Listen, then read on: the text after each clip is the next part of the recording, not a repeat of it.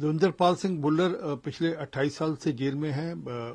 एक आतंकी मामले में जेल में है, 1994 के बम ब्लास्ट के मामले में जेल में है, परंतु पिछले 14 साल से वह मानसिक रोग से ग्रस्त है और उसका इलाज अमृतसर के हॉस्पिटल में चल रहा है, सरकारी अस्पताल में चल रहा है।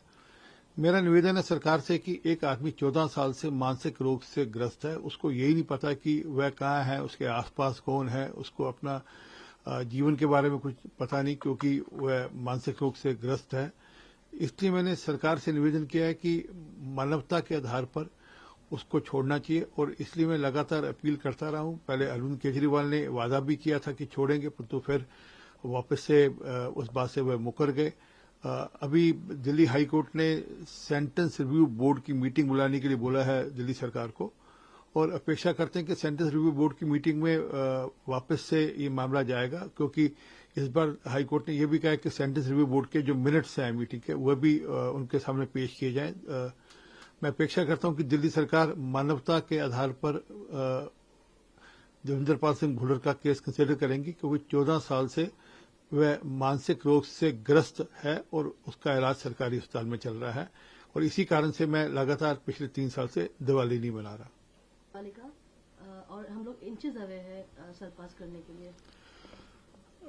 कष्टदायक समय है दिल्ली के पोल्यूशन का।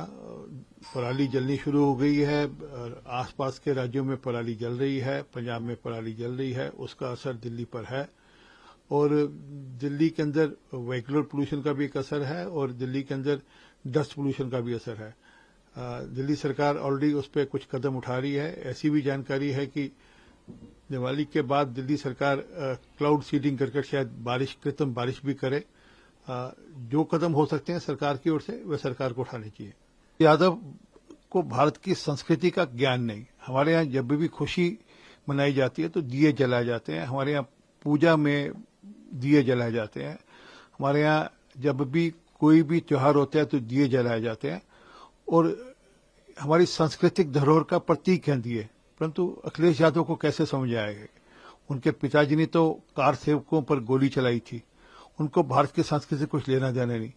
और ये दिए सिर्फ भारत की संस्कृति को ही रिप्रेजेंट नहीं करते, ये स्वरोजगार को भी रिप्रेजेंट करते हैं। इसके कारण से कई लोगों को रोजगार मिलता है। अगर कल 26 लाख दिए अयोध्या में जलाए गए तो हजारों कुम्हारों को उसके कारण से रोजगार भी मिला होगा, और कुम्हार क्योंकि पिछड़ी जाति से आते हैं, इसलिए अखिलेश यादव को दिक्कत है।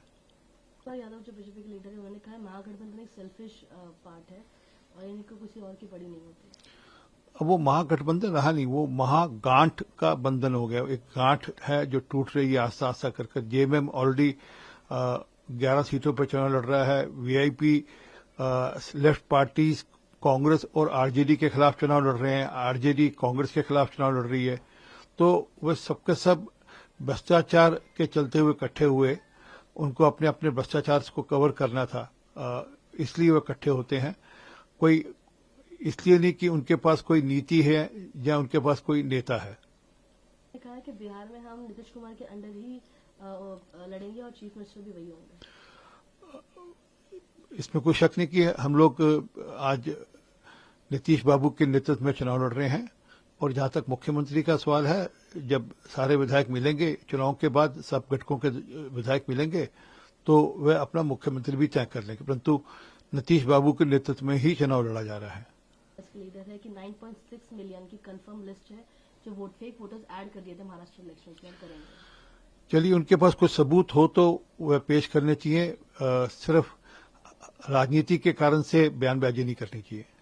Massive tariffs if doesn't stop all trade with Russia from constituents.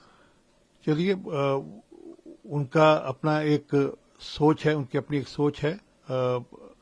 हमको जो फायदे में होगा, जो भारत के हित में होगा, वह फैसला मोदी जी, उसी को मद्देनजर मोदी जी फैसला करेंगे।